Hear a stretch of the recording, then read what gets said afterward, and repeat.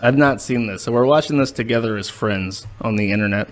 Meanwhile, by the way, speaking of Jeffrey Epstein, the other wonderful thing that the White House did, and I'm sorry that this is all Twitter shit, but you know, Elon's in the fucking government, and that means that when I want to talk about the news, it's got to be on fucking Twitter. They decided that a great way to release the Jeffrey Epstein logs would be to give them to 8 influencers. So there's Chaya Rychek, the libs of TikTok back there, and some other fucking people I've literally never even fucking heard of. And they have the first release. They didn't give it to the media. They gave it to a bunch of that nobody gives a shit about to drip feed over the next couple weeks. And then, of course, it was censored. Anything about Mossad's involvement with Epstein was removed. Things that we had already had public were censored in this release that were given to the influencers.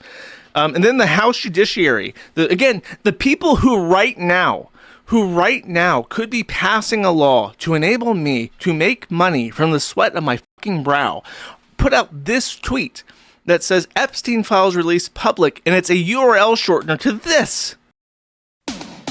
This is not a joke. I'm not joking. They did this. The people who should be writing the legislation to give me access to a bank account tweeted out, breaking news, Epstein files released. You can go to this fucking archive if you want and click this or type the URL that you see, Epstein files v2, and you can see Epstein files v2 redirects to.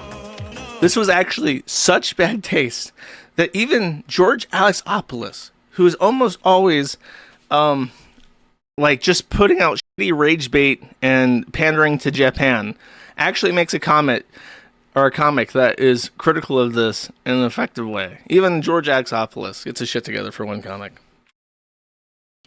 Again, give me the I fell for it. I was almost happy. I was almost happy for a fucking week.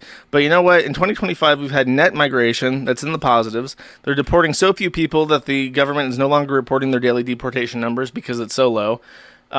We don't have access to financial services still to this fucking day. I'm making less money right now than I was during the Biden administration, and we're going out of our fucking way to get a brown Muslim rapist and his brother out of their pimp studio in Eastern Europe into our country.